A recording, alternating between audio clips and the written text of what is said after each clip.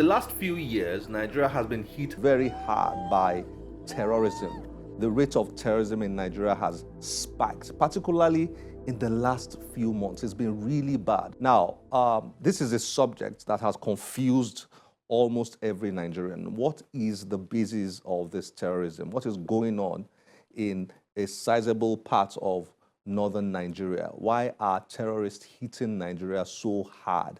And should we even be using the term bandits and headsmen at all? What is really going on? Now, this book with me, titled Global War on Terror, The Nigerian Dimension, answers a lot of those questions. It's a very good book. What I've seen here is over 400 pages of insights, research findings, methodologies used to look at that subject and to reveal the truth about the ongoing situation. Now, our guest, the author of this book, Clement, will be introduced to you very shortly. And after then, you'll enjoy the conversation that I had with him reviewing his book. It's quite a very tense, sensitive, touchy subject. But I think Clement did a fairly good job in analyzing the situation. And you will particularly find the book very insightful. So let's meet Clement and enjoy the conversation with him.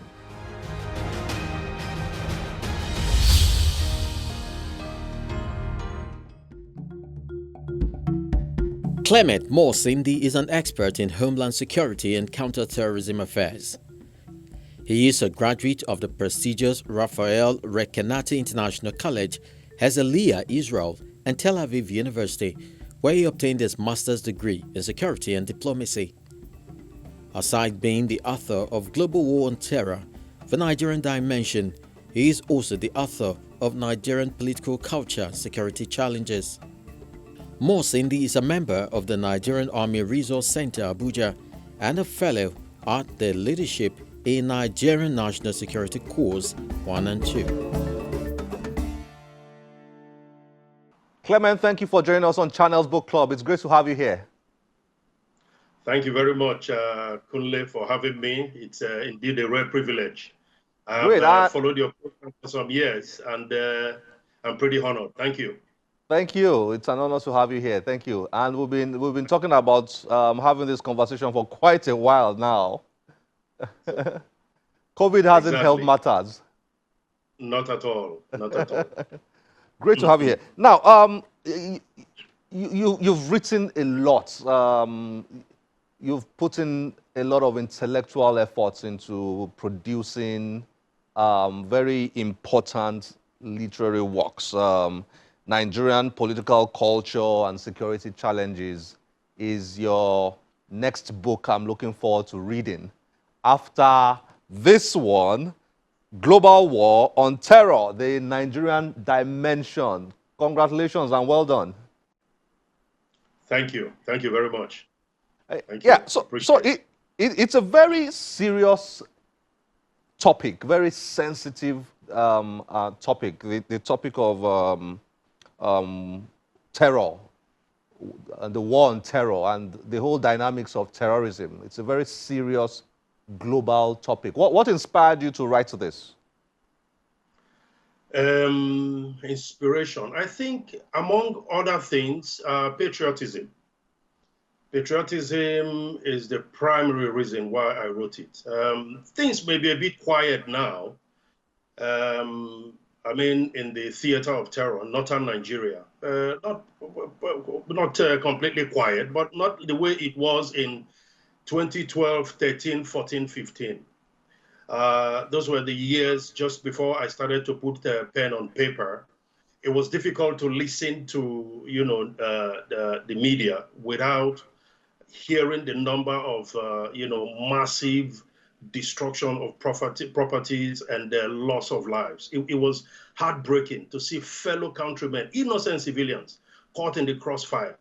So I couldn't sit back without adding my very tiny voice to a couple of other voices that were looking for how to address this challenge and the threat to our unity.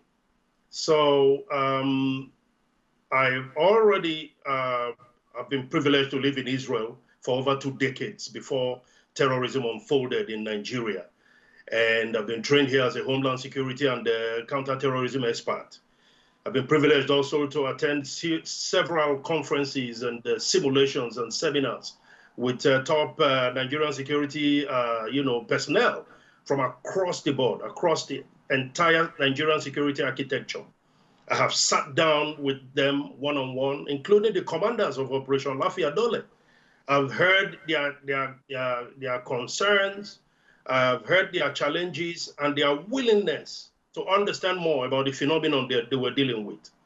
So I just couldn't hold back. Haven't also seen terrorism one-on-one here in Israel. Remember, Israel is the epicenter of terrorism and also the epicenter of conflict and conflict resolution. So with all this background, I just felt, no, I had too much to share. I couldn't just sit back. So that's basically what inspired the book. Fascinating, fascinating indeed. And your experience and exposure shines through in this book. There's so much. When I enjoy reading a book, it's always difficult for me to give the book away because it's all marked and underlined, like I have here. So I'm going to read something from here, something that you wrote here, perhaps to get you to explain what this book is about. You wrote here in page Roman numeral 14, this book clearly exposes the polarization and pulverization of the war of insurgency in Nigeria and the naivety of most Nigerians, including some in the security establishment, on matters of violent extremism and terrorism. Does that in some ways summarize one of the key components of this book? Exactly, of course. You got it spot on right there.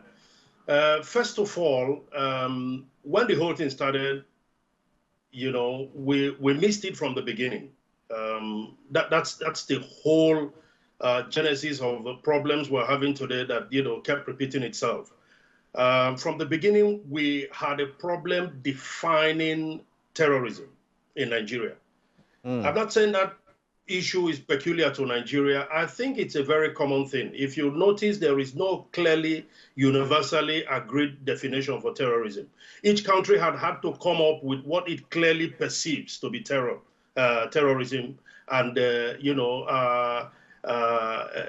brought out measures with which to deal with it. But in Nigeria, we had a problem. It depended seriously on who you asked who was a terrorist. Okay, that was where Nigeria missed it. Because if you're able to clearly articulate who your enemy is, enemy of state, you could easily galvanize the entire nation to rally around the flag and be able to put appropriate measures to destroy the threat to state. But when there is confusion, there is complacency, there is sympathy at the corridors of leadership, you understand? And among the entire political terrain about who is actually a terrorist and who is not, then we have a big problem there. So it was difficult for them now to sit down and eventually establish a structure with which to deal crushing blow. So what started as very random and small attacks eventually manifested into very, very more serious attacks with more casualties and massive levels of destruction. So that was where we got it wrong. And till this moment, as we speak, Nigerians do not still have a consensus on who is a terrorist in Nigeria. Okay, we have invented the word brigandage. Every attack is now blamed on bandits and brigandage. You understand? So when you say that, unfortunately, you begin to use conventional means to treat those measures. And we have seen that it has backfired. It has not helped anything. If we say terrorism, clearly terrorism, okay, is motivated by either politics or religion. Okay, it is not motivated by socioeconomic motivations at all. So if it is terrorism, it is an unconventional war. There are no rules of engagement. States go take unilateral measures. They go the extra mile, okay, to make sure they eliminate or neutralize threats, direct threats to their sovereignty and their stability. That's what other nation states do. But Nigeria has unfortunately not been able to clearly define who is its enemy. And that is fundamental. I mean, if a country cannot even define who is a terrorist, then where do we start dealing with it? Which is what. If you do not identify your enemy for who he is, his strengths and weaknesses, his motivations, you certainly cannot engage. That is where we find ourselves. That's why it looks like a revolving door scenario. That's troubling. Troubling. Yes, it is. Troubling. Lest we assume that our listeners understand what this book is about. I know the topic is self-explanatory, global war on terror, the Nigerian dimension. But can you summarize this book? What have you written here, and what are you trying to pass along? Yes, thank you. I think it's a very, very important question. The reader has to know what he or she is getting into in order to be encouraged. First of all, it is about enlightenment. It is about educating the public. If we say, first of all, civilian population are the primary target of terrorists, they should be able to be enlightened to know, you understand, the danger they face, the enormity of the threat they face, so they could better protect themselves, their communities, and their families. If we say at some point the government, does not show, visionary leadership or capacity to engage, then top decision takers and policymakers had to be told exactly what they're dealing with and why they must come clean if they want to make sure that they win the war.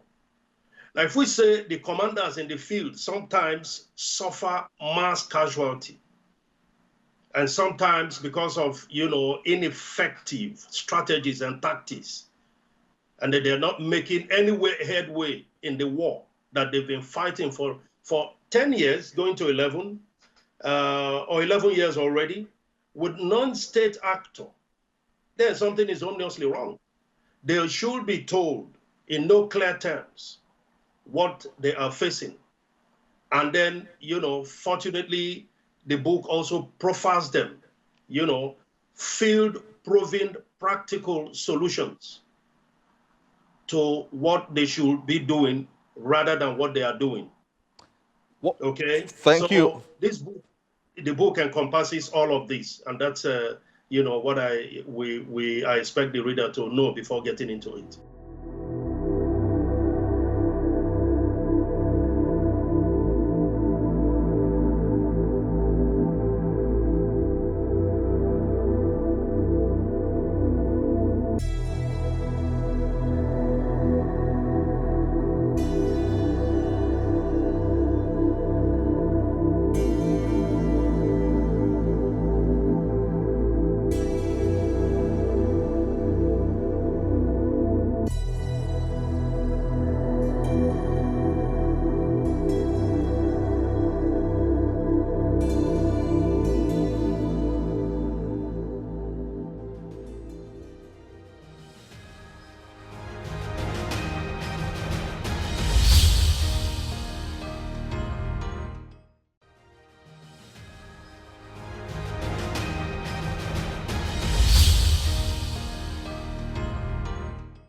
There is one of my favorite chapters in your book is titled Radicalization and Religious Fundamentalism in Nigeria. I like this chapter because you took time to take the reader through the history of religious extremism, religious fundamentalism, the history of how this problem started in Nigeria, and then the various dynamics of the problem in Nigeria. So it was really eye-popping for me reading this particular chapter. From your book, I noticed you were determined, first of all, to strike a balance by explaining that terrorism is not an Islamic thing. It cuts across religion. So I could, as a reader, I could sense your sensitivity on that particular subject. You were trying to be careful not to paint terrorism as an Islamic thing. But you also then explained that this particular book is focused on radical Islamism. Yeah, can you explain the perhaps the the difficulty that you had in writing Okay. this and not putting yourself Okay. in a box where you are trying to paint a particular religion badly? That's an important question for you as the Yeah, author of this particular thank you. book. Thank you very much. I think it's a very important question. First of all, I think this topic, like you rightly said, is highly combustible. It is complex each time you have to write and religion comes in. So I think in my opening chapters, I was very clear. I made it very clear that this was not an attack on Islam or any of the religious, leaders of Islam or any other religion. I was just trying to, stimulate discussion on something that is very passionate, on a subject that is very touchy, on a subject that I believe will make us clearly better understand the phenomenon of radicalization. Again, Islamism or extreme interpretation of Islam has been a major challenge of free societies since the 21st century. It's been branded the most significant challenge of the 21st century before Corona or COVID-19 hit. All right. So the thing that I wanted everybody to take away from this was the Islam has a mainstream followership, and that's the largest followership. I was born in Bauchi State in Nigeria. My parents told me how they lived very amicably with Muslims. I have Muslim friends. Okay, the mainstream Islam is peaceful, and they want to live peacefully with their neighbors. They are the largest population of the Muslim world. But we have a tiny, minuscule number of extremists, people who decide to interpret what they think is the right form of Islam, and that is the extreme interpretation. Okay, those are the people who are the fundamentalists. Those are the ISIS and the Al Qaeda and the Boko Harams of this world. All right. But then again, you were very right when you said I was trying to, strike a balance. Yes, it was important because religious extremism is not peculiar to Islam. Absolutely not. It's in all the other religions. It's in Christianity. Okay, Guyana tragedy, over 1,000 people, okay, were indoctrinated, making them to believe that they were made to believe that they could go to heaven by drinking some kind of poison. 1,000 people, including babies. Okay, if you remember, Baruch Goldstein went into Hebron Mosque in Israel, a Jewish PhD holder, but an extremist, a Jewish extremist, went into Hebron Mosque, slaughtered over 50 Palestinians who were worshiping in the mosque. Okay, and then we're talking about Sikhs who have killed so many Hindus. All right, so it cuts across all religion. It's not peculiar to one religion, but the only thing I talked about Islamism because it has become the greatest challenge of the 21st century, and the evidence is there to corroborate this. That's why it became the major topic that I dealt with.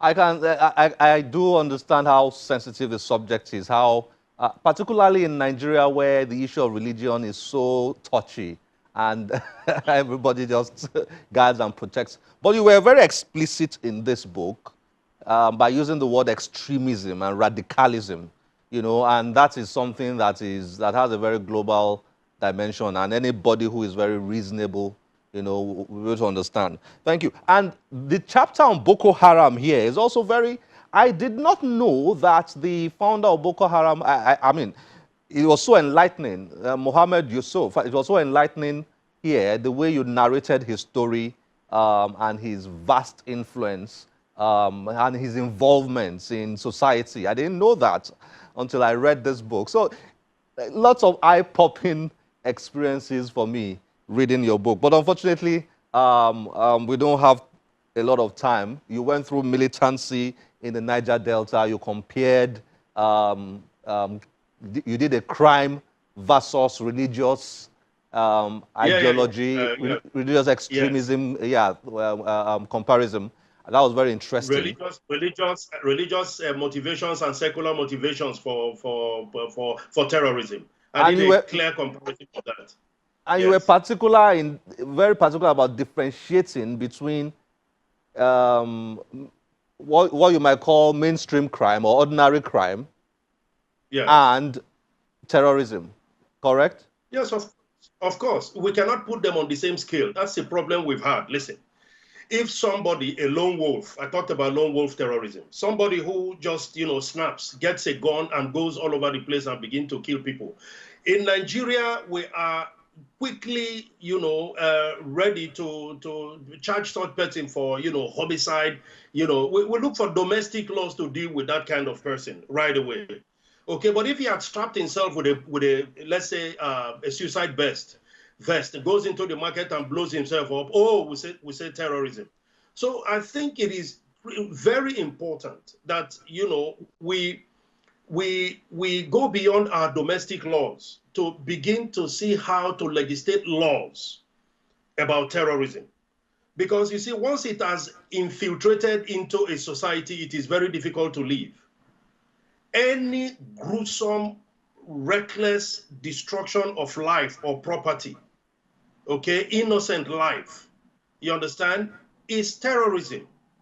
We cannot equate it with, crime. There are so many societies that suffer crime on daily basis, but they don't know terrorism. The idea is that crime, I must say this, very important. Crime and terrorism may have similarities. They have blood and tears. But one of them specially has the power to disorient society much more than the other. In other words, we can live with crime, but with terrorism, we alter our lives.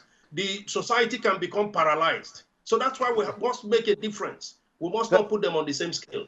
Clement, unfortunately, I really have to stop us here. We could go on and on and on and on. Perhaps we should continue this some other time, because this book is so rich and so loaded, and you've done a good job. Well done. Thank you for joining us on Channel's Book Club, Clement. Thank you very much. Let me thank you also for what you're doing with the younger generation. Honestly, I think you're a gift to the literary world. I say it again. Thank you. Thank you. Thank you. I appreciate that. Thank you very much. Thank you. Thank you very much.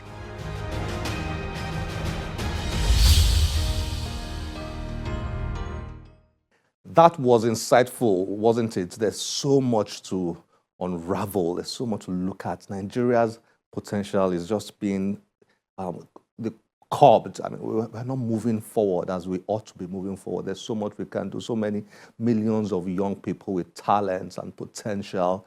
So much we can do as a country, but we just keep taking one step forward and 3 steps backward. And a major part of this problem is the issue of insurgency and terrorism that Clement has looked at in his book. Well, I hope we'll have him back on the show sometime to discuss more on that subject.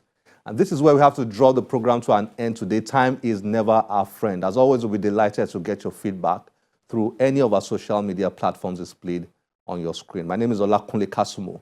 Remember, one great book can change your life. Bye-bye.